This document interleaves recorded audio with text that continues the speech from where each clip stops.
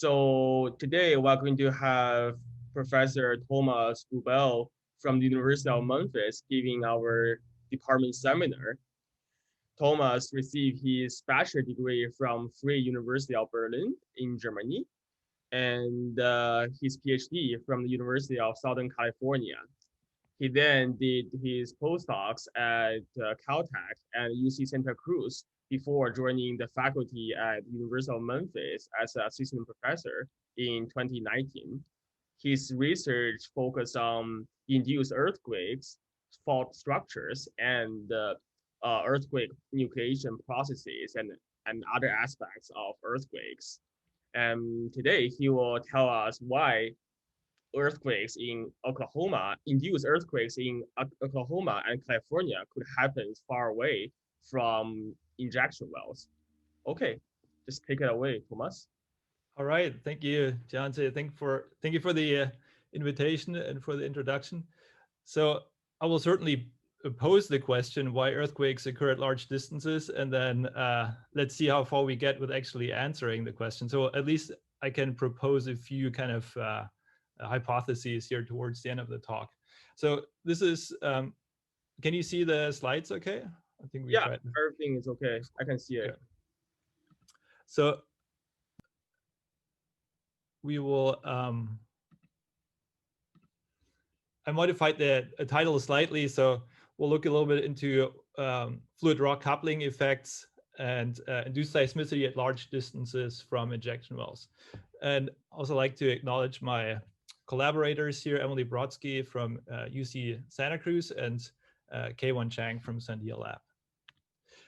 Okay, so we'll be talking about induced seismicity, and I thought we'll start with some positive things here and why induced seismicity is indeed very useful and kind of helps us to tap into some resources for energy production. So really induced seismicity, right, is sort of a byproduct of a potential fracturing process, right, and helps us to unlock a fluid flow potential or hydrocarbon potential in reservoirs. So as such, it's a really big component, for example, for geothermal energy production, which is a huge resource. And part of what's hampering here the geothermal energy exploration is the ability to create interconnected pore space and fractures and flow fluids through hot rock, produce electricity and heat.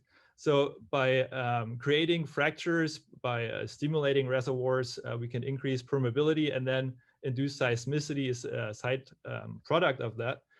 On the right-hand side is here a cartoon also of hydraulic fracturing. So this is usually done. So the geothermal energy community usually refer their stimulations as hydroshearing, and then in the petroleum energy, it's called hydraulic fracturing. Slightly different processes and chemicals that are involved.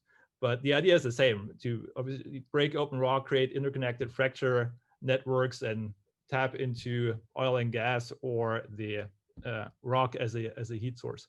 So this is the induced seismicity story. So you may have seen a similar graph before that hydraulic fracturing is sort of a key component in increasing the production of oil. So the upper left graph here, but also of gas, right? So this is really kind of increasing very rapidly after 2008. And this is driven by a large part through hydraulic fracturing, which also led to a decrease in CO2 greenhouse gas emission. So this is simply that hydraulic fracturing sort of unlocked a lot of natural gas that has been used more so now for electricity production than coal, which is a higher emitter of CO2.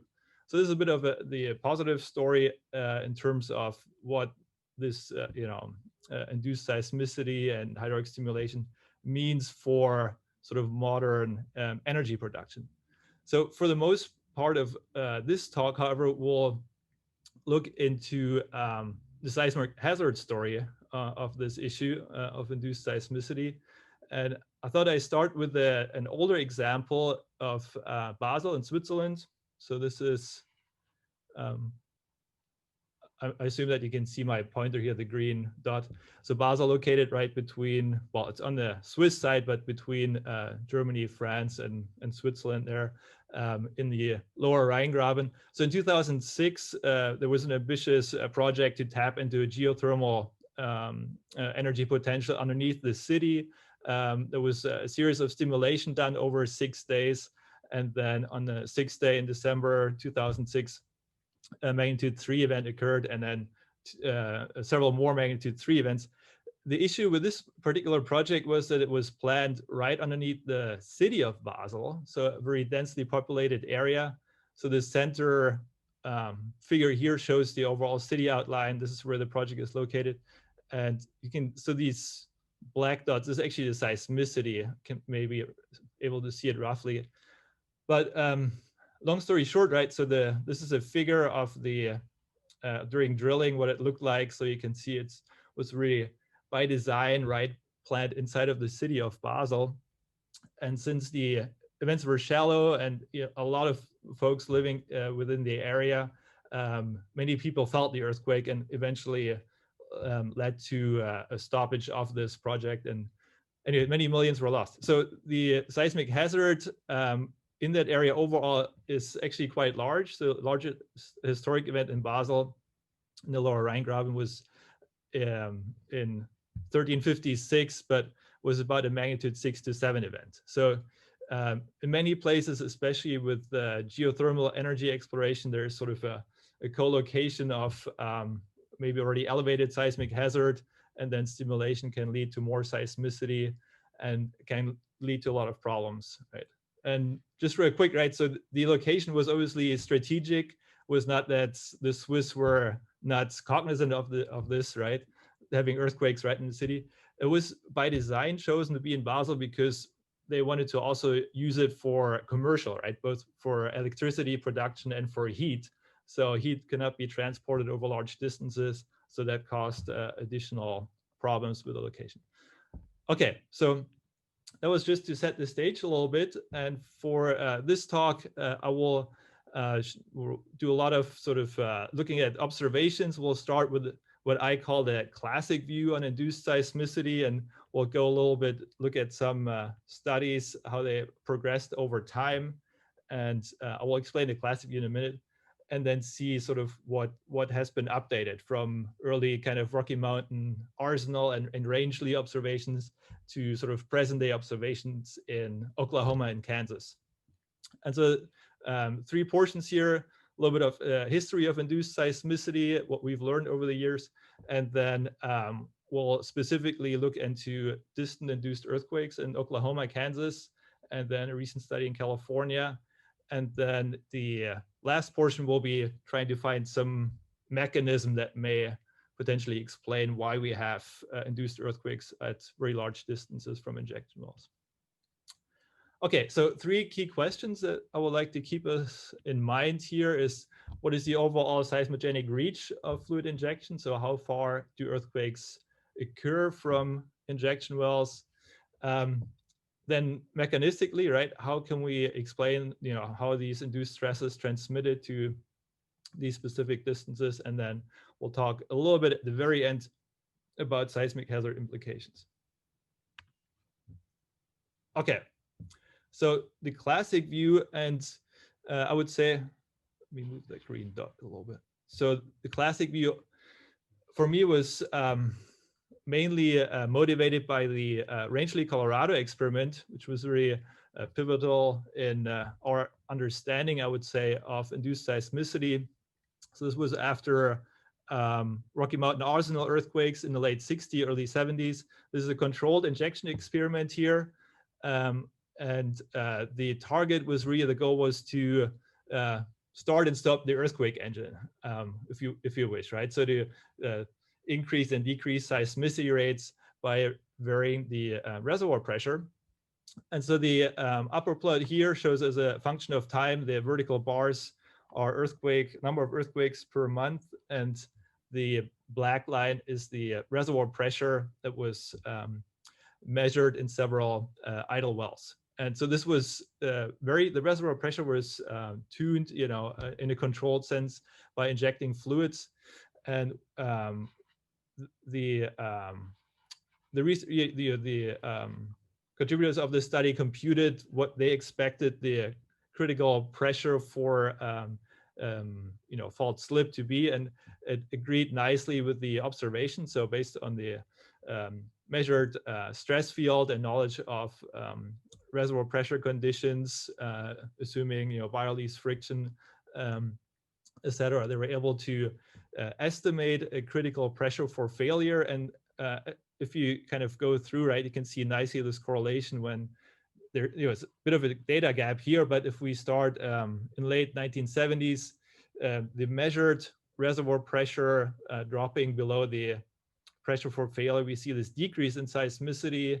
If it's above this pressure required for failure, seismicity increases again, right? We have this uptick, et cetera, until towards the middle of 1973, the reservoir pressure was dropped again permanently underneath the pressure required for slip, and the seismicity essentially is shut off. So this is basic, more Coulomb with viral friction and reducing the effective normal stress on optimally oriented slip surfaces that is causing the failure here, right? So it's shown by this equation.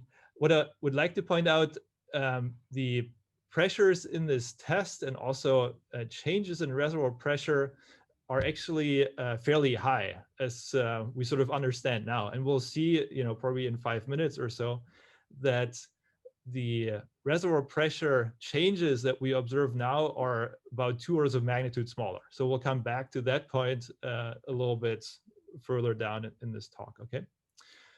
So the, what I sort of define here a little bit loosely as the classic view, maybe the originalist, maybe more, don't want to call it simple, but, kind of a basic sort of paradigm of induced seismicity.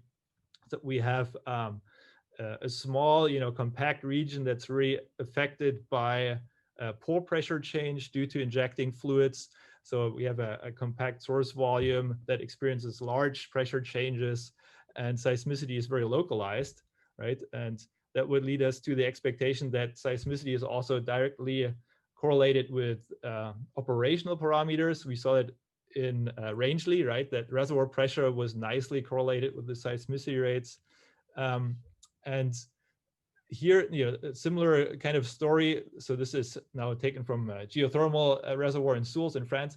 But the classic view also encompasses, right, this kind of compact seismicity source region. And we see this diffusive migration of seismicity away from the injection well. So I guess 4 quick points here about the classic view, right? So direct correlation with operational parameters. The seismicity is expected to be very close in space-time depth to the injection well. The maximum magnitude in this paradigm would primarily be controlled by injection volume and the size of the stimulated reservoir. And as that we see this diffusive space-time migration as square root of time from the beginning of the injection operation. Okay, so this is sort of, the classic view, just maybe as a starting point. And now let's move on a little bit and review some more observations from some recent studies here. And one of the maybe biggest contributions to adding sort of more components to this classic view was the induced seismicity in Oklahoma. And I'm just going to go through the observations here briefly. So I'll show 3 maps where earthquakes are these magenta and red circles.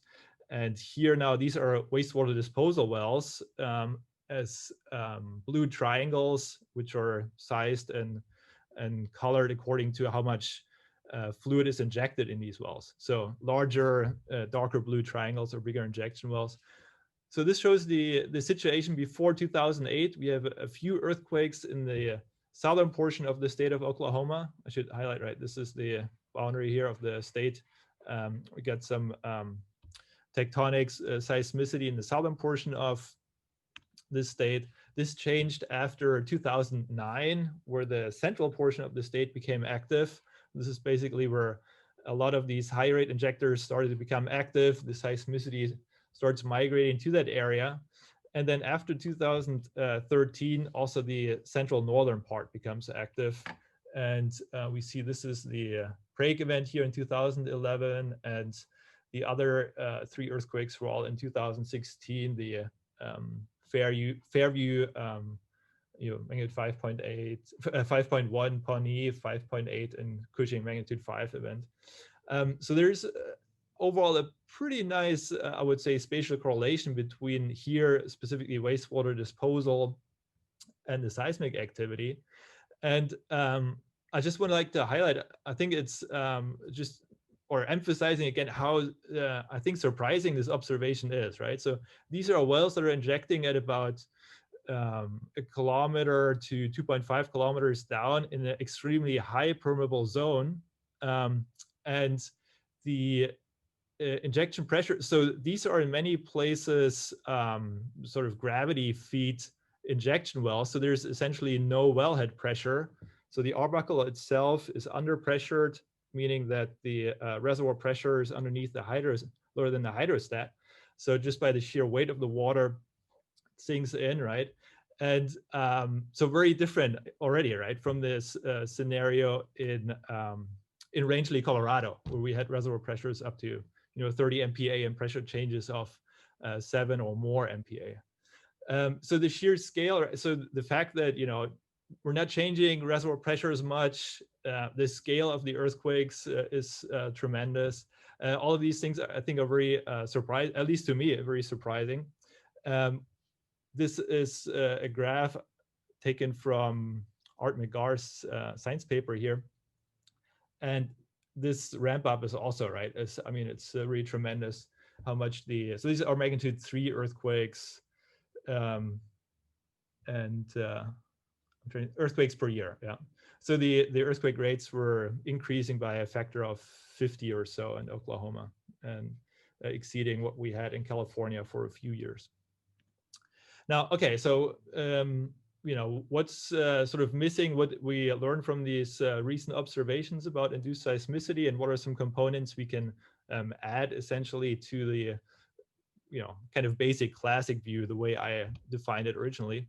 Okay, so one part is, as advertised a little bit in the title of the talk, a lot of these earthquakes do not happen where the injection is happening, but there are at large distances. So this is an example from southern Kansas. The upper figure here shows the earthquakes, the bottom shows the injection wells, wastewater disposal wells. So this is the Kansas-Oklahoma border, and the circles are shown in both plots.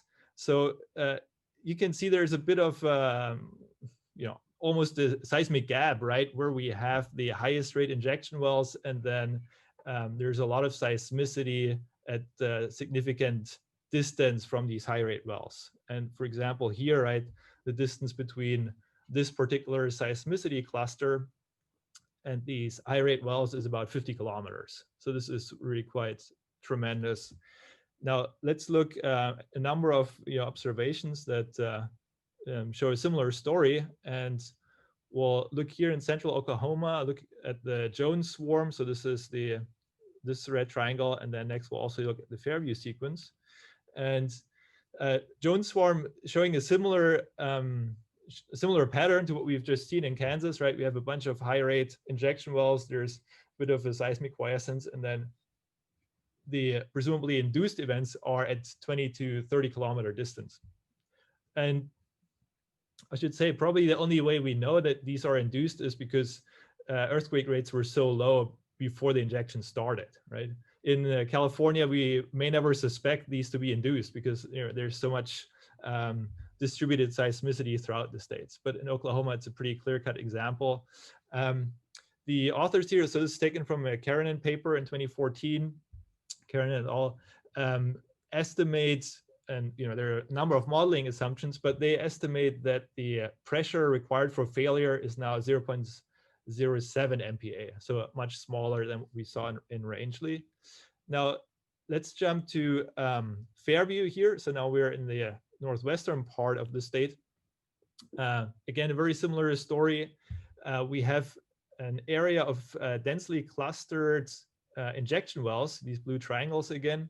And we have a little bit of distributed seismicity and then two linear seismicity cluster, which included the magnitude 5.1 Fairview event at 40 to 20 kilometer distance from these high rate wells. Okay, and so this one, named after the closest town, Woodward cluster and Fairview cluster. So this is quite surprising, right? There's obviously some seismicity also close to the wells, but the kind of most significant clusters here are again at quite some distance. And so we'll come back to this example and look at what the underlying pressure perturbations are at these specific two clusters in an attempt to really understand, okay, what's causing induced seismicity at large distances. Now, just one more observation here from Oklahoma, and then I want to talk about California. So we're still kind of in the observational part of the talk. Oklahoma has also an interesting pattern of aftershocks, especially after the larger events. And this is shown here, right? So I'm showing number of aftershocks as a function of main shock magnitude. We're comparing California in the magnitude, what is that, 2.5 to about 6 range, and then Oklahoma over the same range of magnitudes. And so this is a rough fit to the data, the productivity law, right? On average, how many aftershocks we expect for a given number, for a given main shock magnitude. And we see this kind of exponential distribution here, same in California and Oklahoma. What jumps out in Oklahoma is that we have a number of events that are significantly below the average trend, okay? And so this is quite interesting. So statistically significant deviation of number of aftershocks for main shock. Basically, these are main shock with the deficient aftershock sequence, a lot fewer aftershocks than we would expect. And so it turns out all of these that are highlighted in red were also subject to rapid mitigation. So rapid mitigation means, right, the earthquake happened, it was in a very problematic area in Oklahoma, and the regulator came in and said, you have to shut in all of the wastewater disposal wells. So what does it look like graphically, right? So this is the example here. At the top is the Cushing event. The bottom is Fairview. Cushing experienced strong mitigation. Fairview, there was no mitigation. Blue is the total monthly injection rate within, we think now it's 15 kilometers at the top. It's a little bit larger for Fairview because of the specifics of the site. So the main story here is just purely observationally. It seems like the earthquake rate responded pretty quickly to this shut-in, this rapid reduction in rates, and the sort of unfolding aftershock sequence was essentially mitigated or had a lot fewer events. Whereas if no mitigation happened, right, we have extremely productive ongoing aftershock sequence. So there's some indication here observationally of a close coupling, right, spatially, but also temporally, right, when we start shutting off these the injection wells, that the seismicity starts to respond. So it looks like seismic activity decreases quite a bit more rapidly than expected for a slow diffusive process. So we'll come back to this point again in a little bit. So the last observational point here, I want to jump to induced seismicity in California. So this is a recent study here, and again along the lines of, right, observing distant induced seismicity from injection wells. Okay, so the upper left shows state of California and our specific study area. So this is the southern portion of Salinas Basin. So, let's say probably roughly halfway between LA and the Bay Area. Not quite, a little bit closer to Bay Area than LA. But if you drive down 101 from, San Francisco to San Diego, you'll actually pass by the San Ardo oil field, and you see the pumping jacks in that area. So it's Okay, and this is the zoom in into this particular area. In green is the oil field boundary, so St. Ardo oil field. And then in blue, we have the fluid injection wells, again, same as before, and earthquakes in red and in orange. So we had a magnitude 4.5 event in 1985 that happened just north of the injection wells. So and we'll see injection has been ongoing there for more than 40 years, and we see a close spatial temporal correlation with the earthquakes. Right, so this is just showing the spatial correlation. The earthquakes are just north of the oil field, and we have a lot of dispersed seismicity just to the northwest here. We do see from looking at INSAR analysis and looking both at the spatial variation in surface uplift, and we also looked at it temporally. We see an uplift rate of about a centimeter per year over the most recent 5 years, where we have the best satellite imagery available.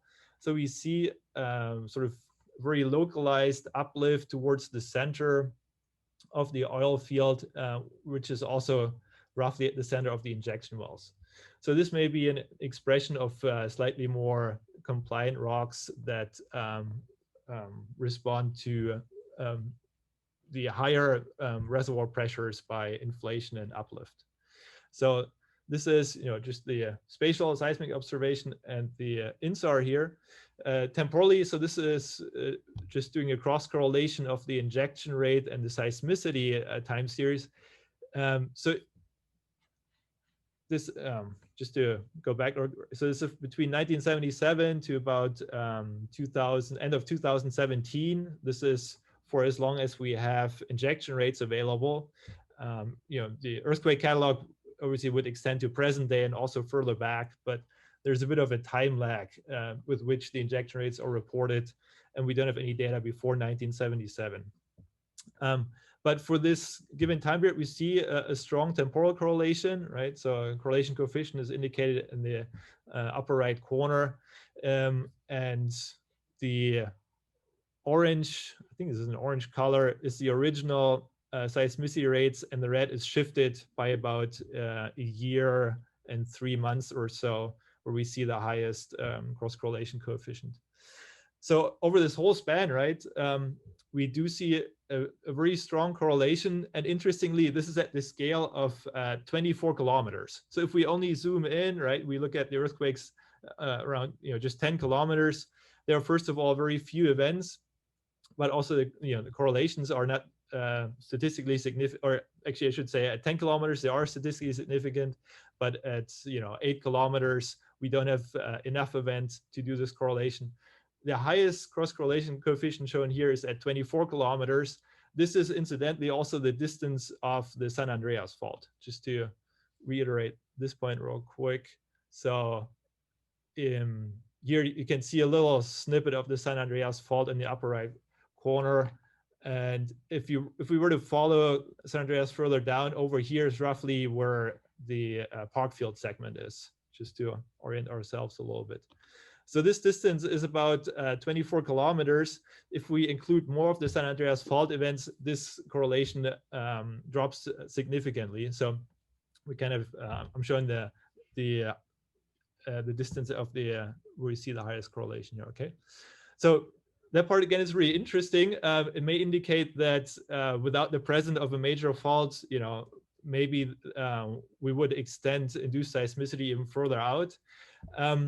So the previous two slides were just the spatial temporal correlation, but we also looked at the clustering characteristics of the seismicity itself. So this is basically saying, is the space-time distribution of events within this specific cluster close to St. Ardo, is that different from other seismicity that we see in Northern California? And the answer is sort of a tentative yes, right? On the left-hand side, we plot the rescaled inter-event time or inter-event distance over inter-event time. So this is looking at nearest neighbor events and computing the distance and time rescaled by the main shock magnitude. So this measure kind of gives us a nice sort of overview of how close two earthquakes are together in a space-time magnitude domain. It's sort of a different way of doing a clustering analysis that really does not require any strong ad hoc choices for space-time windowing.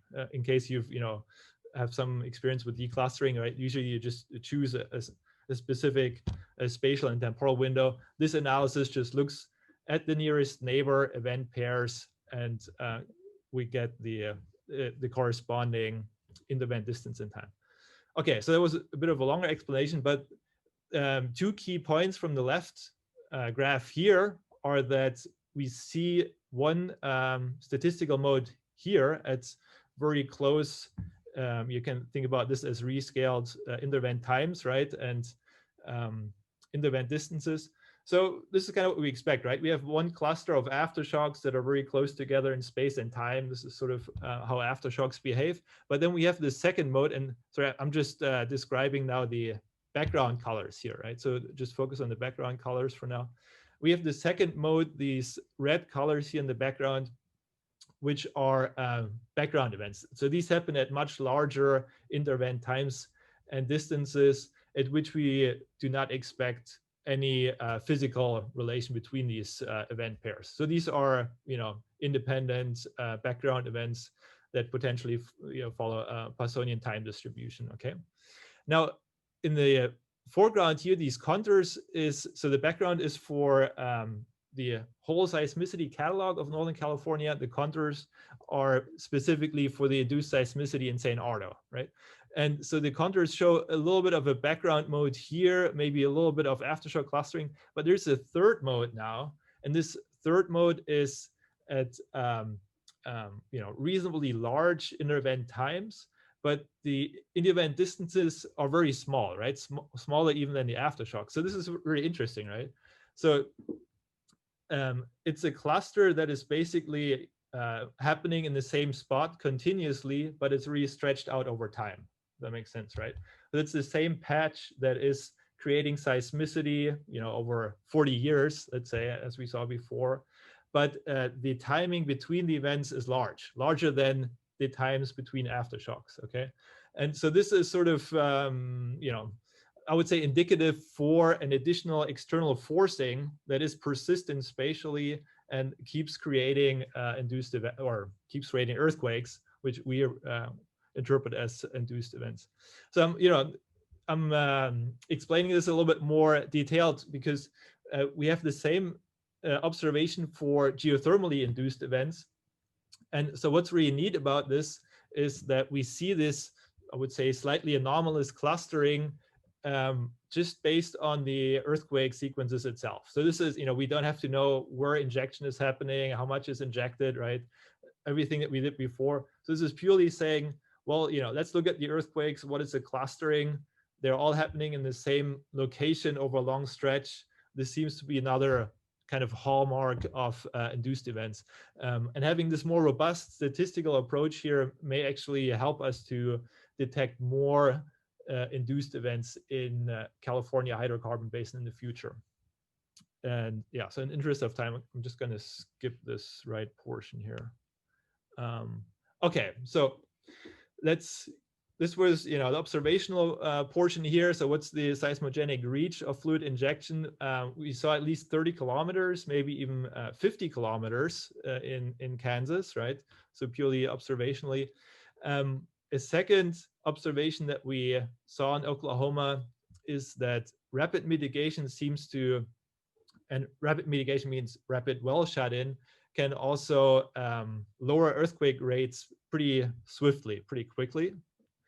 And what we saw from some modeling approaches is that if pore pressure changes, if they are key in this process, they have to be very small. They have to be much smaller than the, let's say, 7 MPa that we saw in Rangeley.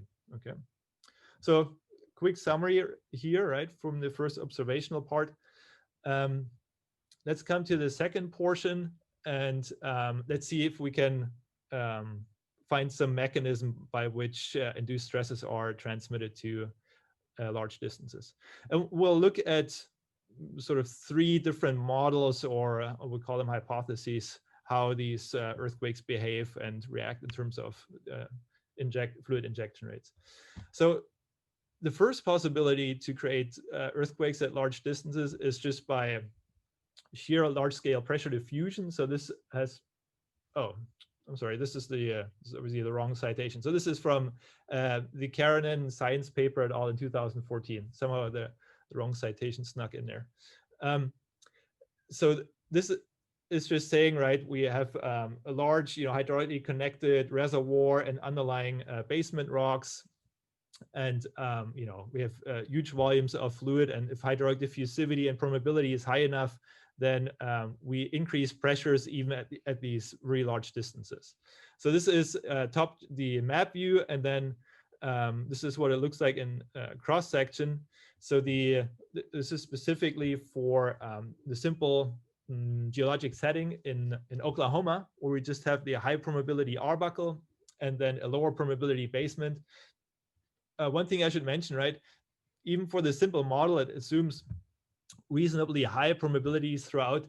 It is a challenge to increase basement pressures, right? Simply because, if we assume a simple sort of log decrease in permeability, it just takes a long time. Even if everything, is hydraulically connected as assumed in this model, takes a very long time for the diffusive process to reach any significant depth. Okay, so here, this blue color is, I think, a pressure perturbation of 30 kilopascals or something like that. So this is kind of as big as it gets in the basement. Second model is a similar idea, but now we include also high permeability flow conduits, and these high permeability flow conduits are faults, right? So the right-hand figure is sort of a simple schematic of what fault damage zones may look like, and the idea is that you have a fault core, a fracture density that decreases as a power law as distance from the fault core, and fracture density maps into permeability. So we have this nice correspondence of high fracture density equal high permeability. Fault core itself is very low permeability. But if we plug this into a basic pressure diffusion model, this is the picture we get. So this is from Zhang et al. In 2013. The left-hand picture is injecting directly to the fault zone, right? And these contours are pressure contours. Or if we inject in this upper layer and then the A1 layer, and the fault is hydraulically connected to the reservoir. And we also see this, how these contour lines are drawn down. We do get a large pressure, or not large, but we do get a reasonably quick pressure increase along the fault zone. So this is the second sort of idea I want to discuss. And this is a really nice work by Hornbach et al. From 2015 that shows a depth cross-section of seismicity in Texas specifically. And here injection is at reasonably shallow depth in the Ellenberger dolomite high permeability zone. And we see that based on the seismicity trend and other geologic information, they sort of extrapolate faults to depth and a potential intersection, right? We have this, flow conduit that's intersecting the targeted reservoir for injection and may have acted as a flow conduit. And at that point, right, you're increasing your pressure, you're reducing your effective normal stress, and you get slip even to larger depths. So here, this extends all the way down to probably 7.5 kilometers. So quite significant vertical offset from the deepest earthquakes and where the injection started. And one caveat to this model is here showing what plausible ranges of permeabilities are from different Packard tests and active flow measurements, etc. So this is really permeability as a function of depth down to the deepest point is about 7 kilometers. And it's bracketed by the expected permeability of intact rock. On the left-hand side, probably more dominated by matrix type permeability. On the right-hand side, so this is really the fracture permeability, that's the highest end. And at the depth, for example, in Texas and the bottom of the arbuckle in Oklahoma, the model type of permeability is slightly outside of the range of what seems to be physically feasible at these pressure temperature conditions, even for these very high permeability fractures and faults. Okay, so this is I guess a little bit of a reality check, what type of permeabilities we should assume even along deep faults. Okay, okay, so we have widespread hydraulic diffusion, we have fluid flow conduits.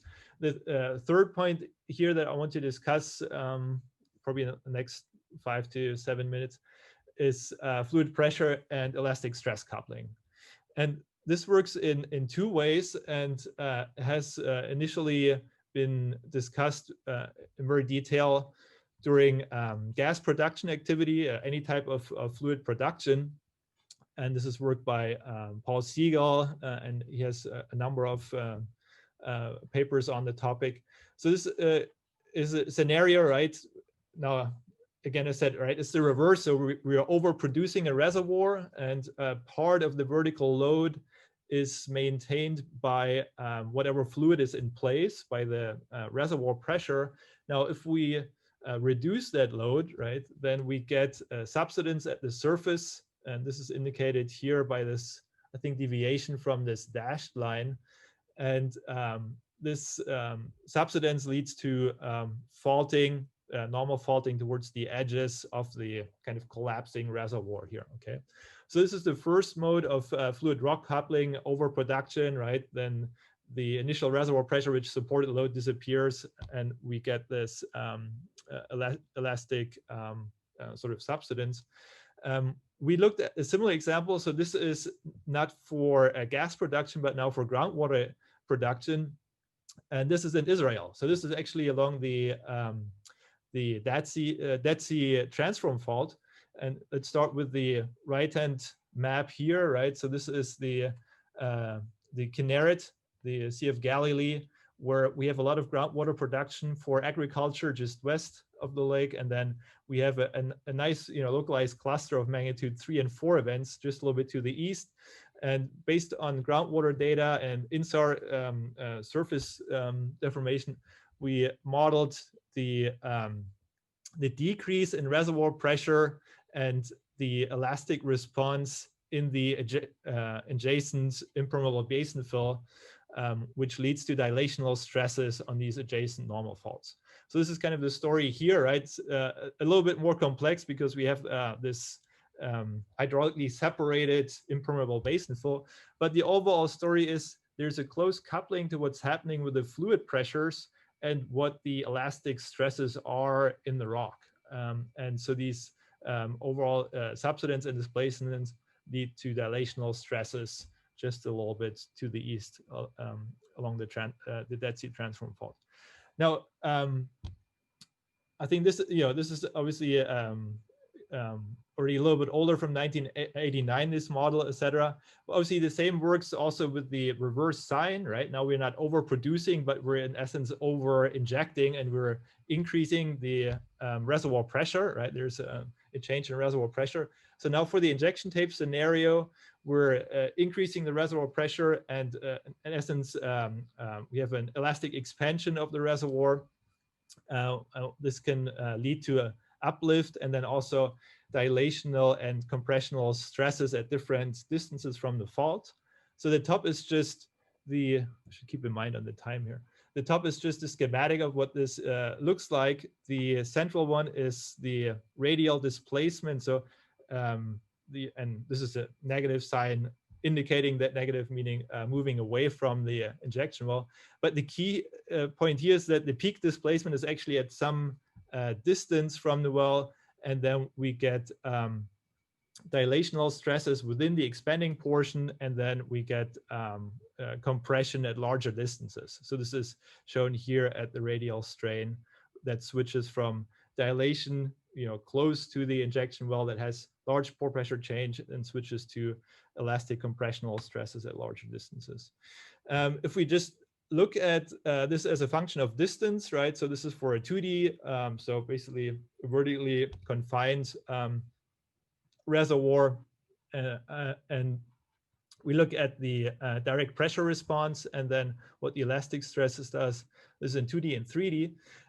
The key point here is, right, that this elastically expanding reservoir creates sort of an elastic stress halo around it that decays as a power law, so as 1/r squared or 1/r cubed in 2 dimensions or in 3 dimensions, okay? So we can keep this figure in mind. We'll come back to this in 2 slides. And if we look specifically now at the Fairview, Oklahoma event, so this was northwestern part Oklahoma, 2016, right? We have this dense array of injection wells. Background colors are now estimated pore pressures. And then we also compute the Poroelastic stress field on top of what the direct fluid pressure response is. And you know, I'm just going to skip to the profile as a function of distance, right? So this is very similar to what we looked at before. Now it's, you know, the realistic scenario using the specific injection rates and geology there in Oklahoma. And blue is again the pore pressure, right? And we have the elastic stress response and then the earthquake density as a function of distance. We see this far field R/2 decay. And the key message here is that if we go out to more than, 20 kilometers or so, then we expect the elastic stresses to be higher than the pore pressure, and this, you know, kind of elastic stress halo may really be instrumental in causing these distant earthquakes. So this was just looking at basically a 2D scenario. We also looked at a layered model to see how these poroelastic stresses are transmitted down to the basement, right? Assuming that we only inject here in the reservoir. Let's say this is the Arbuckle Formation, Oklahoma. What will the stresses be at 5, 6 or so kilometers depth, where we see most of the seismicity, right? So I think I haven't mentioned that before, right? Most of the seismicity does not happen in the sedimentary rock reservoir, but in the crystalline basement, right? And so this is a cross-section showing what the pore pressure change would look like on the left-hand side. And we have high permeable, you know, Arbuckle again, right, in this scenario, and then much lower permeability basement rock. And this is if we also look at the elastic stresses. So we have dilational components here close to the well, and then higher compressive stresses, which extend out to much larger distances. And if we look again just at the graph, right, pressure stress perturbation as a function of distance from the well, this is for a number of different time steps. But let's say we just focus on this graph here, right, this curve. We see an overall, you know, power law decay as probably roughly 1/r cubed at large distances, and a potential transition, you know, to from what's a little bit more 1/r squared initially to 1/r cubed. So this particular graph is taken at 4 kilometers depth within the basement. And again, right, injection is only happening up here between 2 to 2.5 kilometers. So these elastic stresses are readily transmitted even to basement depth, right? And although, you know, pressures may not actually be affected at these depths, depending on what time step we look at. So the last point here is, you know, we'll look at this kind of combined pore pressure and stress profile and compare this to seismicity decay as a function of distance. And so we'll do this for, so, you know, we looked at a whole number of a single well injectors where you can nicely isolate the causative well and the earthquakes. And so this is kind of an overview plot, you know, from the US to Central Europe and Australia. And then we'll look at what the seismicity looks like as a function of distance. And I can jump right to the main plot here, right? So this is normalized seismicity density and then distance from the well. So the key observation from this analysis is that we have a lot of sites where we do see what looks like a power law tail at larger distances. Okay, so the coloring is already maybe a bit subjectively showing our interpretation here, but we feel like there are a number of sites where we have sort of this rapid decay, and we just have seismicity close to the injection wells, but then we also have a number of sites with a long power law tail, which we feel is indicative of an elastic stress contribution at larger distances. And maybe one thing to mention here is that these small spatial footprint sites that don't have this power law tail, they're all at quite deep locations, predominantly geothermal EGS type scenarios where we have a tight reservoir and stimulations are performed to increase flow through the rock, whereas these long power law tail sites are predominantly in shallower sedimentary rocks.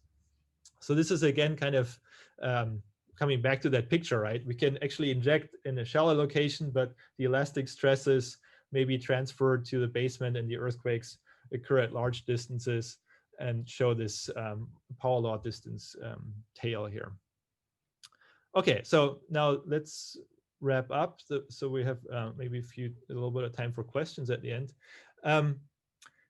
If you, sort of what conditions promote or what are the mechanisms for distant induced earthquakes from fluid injection wells?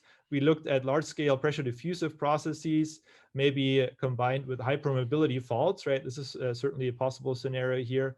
And we also feel that elastic stresses have to be sort of thought about and incorporated. So elastic stresses, both in terms of Poroelastic reservoir expansion that can trigger earthquakes at large distances. And another point which we didn't have time to talk about is also event-event triggering. So the dynamic and static, the dynamic and static stresses from preceding earthquakes, which may trigger earthquakes, the initial event being induced and the later one triggered by the previous event, okay? So to wrap up, right, in terms of seismic hazard implications, sort of transitioning from this classic view where everything is compact and things are sort of easier to predict, I would say. So in terms of including the Poroelastic reservoir expansion, we should say that including the elastic stresses certainly complicates seismic hazard mitigation, right? And the spatial footprint is key in understanding what the seismic hazard is for a region. So the right-hand side is a simple schematic for if we're only worried about direct pressure effects and we have a small spatial footprint, or if we include this the elastic stresses and the power law decay is at large distances. This will certainly, depending on what picture we favor or what picture is favored by local geology, the seismic hazard assessment will be very different. We argue that injection at shallower depth can also lead to elastic stresses being transmitted to basement depth, 4 or 5 kilometers. So even, let's say, 2 kilometers below the targeted reservoir. So that would mean that even if a fault is hydraulically isolated from the injection zone, it may still be induced due to the elastic stress transfer. And lastly, it seems plausible then that the maximum magnitude on these distance fault is mainly controlled by the tectonic system. So whatever the pre-existing stresses are and frictional properties will presumably really control the biggest size of the event, and whatever is happening within the reservoir, etc., has sort of a secondary effect. Okay, thank you very much. Great, thank you, Thomas. Very nice talk. And now it's time for questions. You can type it in the chat box, or you can just raise your hands. All right, Wenyuan has a question. Hey, Thomas. Very nice talk. Thanks. Hey. I have a quick question regarding all these stress perturbations and also pore pressure changes. And here you're mostly using seismicity to try to understand these stress perturbations. How much or what's the percentage of the stress perturbations are actually accommodated by aseismic slip? Huh. Yeah, that's a great question. So short answer, I don't know. Yeah, my feeling is, you know, aseismic or you know, other types of you know, near well deformation will be a strong contribution to what's really happening, right? So you know, just a quick thought, right? There's a really nice work by Yves Guglimli and Marcus Guideri and Frederick Kappa, so folks over in Italy, France, and Yves Guglimli is at LBL. They show that the initial activation of faults due to fluid injection is preferably aseismic. And the reason is that, you know, increasing the pore pressure actually favors stable sliding over stick slip.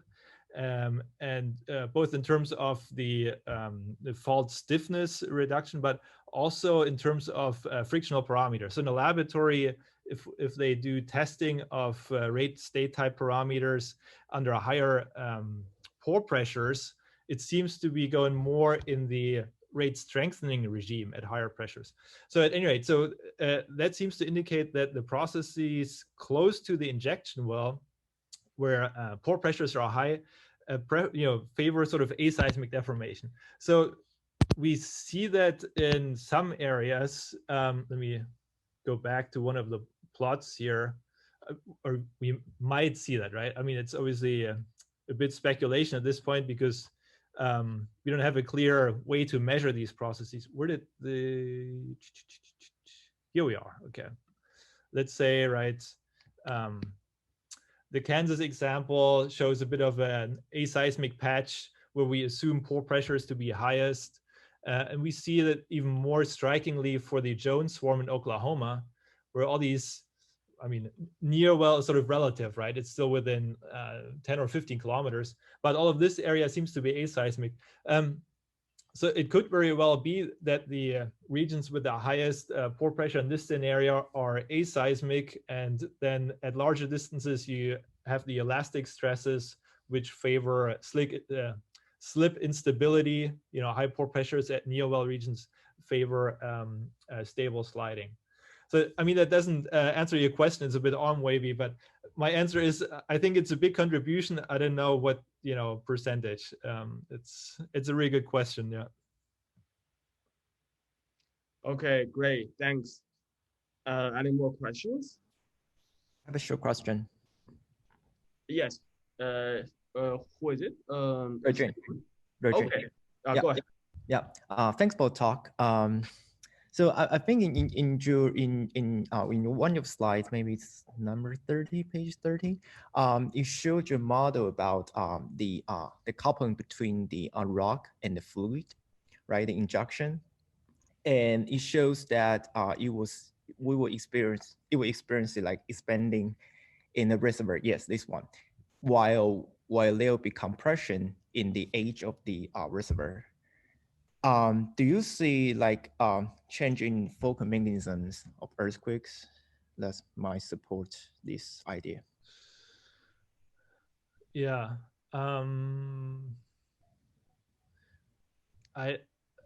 have not looked at potential changes in, let's say you have more compressional thrust and strike slip at large distances and maybe normal faulting close to the well.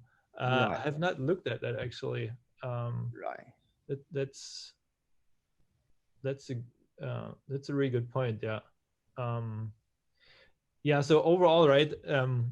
What's a little bit missing here is also that my view on the matter is that seismic hazard sort of increases with the larger spatial footprints, right? Because if you perturb the stresses over a larger volume, the probability of having a critically stressed fault kind of increases, right? So if you only look at near well regions, there probably won't be many events. So, could be that it's all, aseismic because of the high pore pressures, or it could be that there are just not any faults close to the injection well. So it's sort of, it's a little bit of a complex issue in that sense.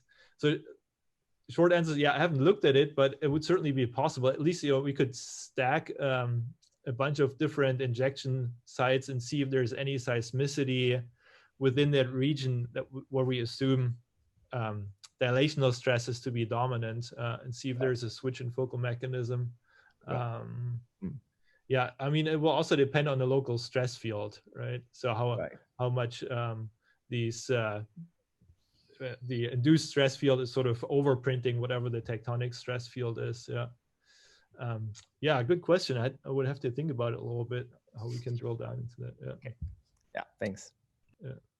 Yuri, you have a question? So Thomas, just to follow up on the previous point, perhaps, as you mentioned, in the far field, we have an increase in the compressive stress from injection in the reservoir. And if you think about changes in the fault normal stress component, those would be an increase in the fault normal compression, right? So for most kinds of faults, most kinds of potential fault mechanisms, you will be bringing the material closer from failure than further away from failure rather than closer. That will be my guess. Okay, so I think the question was if the compressive stresses at larger distances, if they stabilize the faults, right? If you're increasing normal stresses? Yes. Sure. I mean, that depends on fault orientation, and it depends on the direction of the tectonic stress field, right?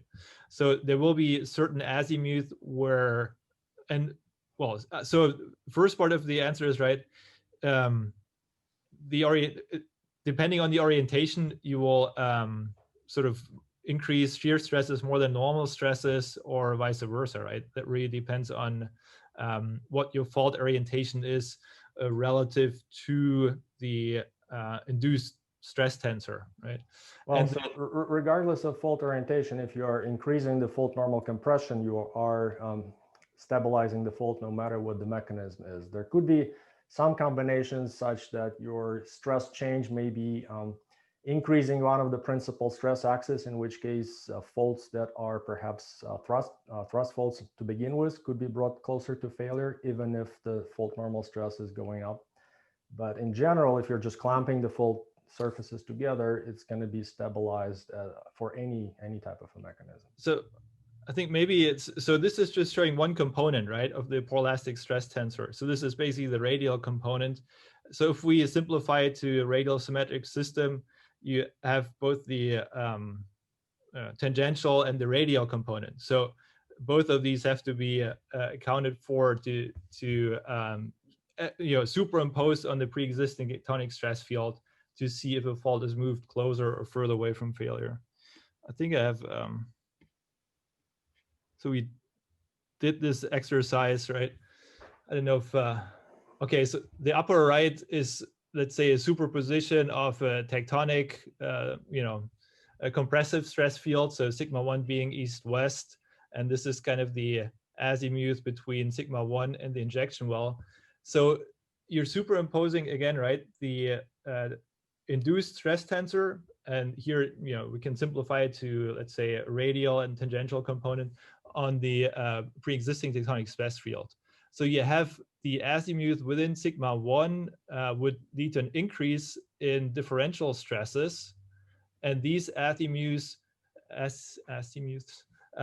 if you have a favorably oriented fault, it may slip, right? Depending on fault orientation. So these are two different components, right? So what is the orientation of the principal tectonic stresses, and then what's the fault orientation? So this is for the Fairview Woodward example, where we saw that actually the faults themselves were not optimally oriented in the stress field. However, we do see a slight increase in Coulomb stress changes for the given orientation. So does that maybe the confusion is because I only label it as compressive stresses, but it is of course also a stress tensor, and that has to be considered in context of the principal stress directions. Right, yeah, so it has to be resolved on potential slip surfaces, and then one needs to ask a question how close it is to a more Coulomb envelope. But yeah, so focal mechanism, I think, or some information about the types of faults would be important in this case. And I have another quick question about your results from San Ardo. Sure. So you have some surface deformation data from INSAR, and the spatial wavelengths of the uplift carry some information about the depth, so you can kind of go between these two. And my question is, how does the depths of injection compare to the inferred depths of this inflation source, and both of these compare to the depths of seismicity? So I'm not quite sure what you mean with the inflation source. So this is just the measured surface uplift from INSAR. The injection itself is reasonably shallow. It's about a kilometer, a little bit less than a kilometer deep. And the seismicity itself is much deeper. So it extends from, let's say, I'm stretching my memory, maybe 5 to about 12 kilometers depth. So probably the reason why we see, right, a pretty strong uplift signal, stronger than in other areas, is because it is so shallow. And okay, right, so to see some measurable surface uplift, right, if obviously situations where you're close to the surface kind of favor that scenario, the deeper you inject, again, to reiterate, a lot of these wastewater disposal scenarios, the actual reservoir pressure changes are very small, right? So it's not, you can either, if you have a deep high pressure source, you may see it at the surface. This is a scenario where you have a pretty low pressure perturbation, larger spatial scale, but it's close to the surface. So that's probably why. I guess in terms of interpreting specifically, this is a geologically pretty complicated area. I don't know if, I mean, I haven't really modeled, what type of uplift source would result in this type of a surface deflection here. But on the left plot, right, you see how, I don't know, I think it may be hard to see, but the topography here, it's a very narrow valley, right, or narrow basin, and it's at the very southern tip of the Salinas Basin. And to me, it looks like as soon as we go into some topography here to the east and west, we lose the uplift signal. So that would probably be some kind of problem in modeling what specifically, in addition to potential geologic heterogeneity, right? Maybe different rock types, more compliant rock types favoring larger uplift. So yeah, it may be doable. I think it's will be a little bit challenging, but did that answer your question? Yeah, so there's a very simple model that relates this pattern, dome-like pattern of uplift to the depths of the source. It's called the Mogi model. It's basically a source of inflation at certain depths that controls how wide this uplift is at the surface. So you're saying that the injection is about 1 kilometer. It's hard to tell what is the horizontal scale in that figure. But if the wavelengths of this red blob is close to 1 kilometer, then I would say it makes sense. And then, so the rest, the link to the depths of seismicity, I think you were discussing separately.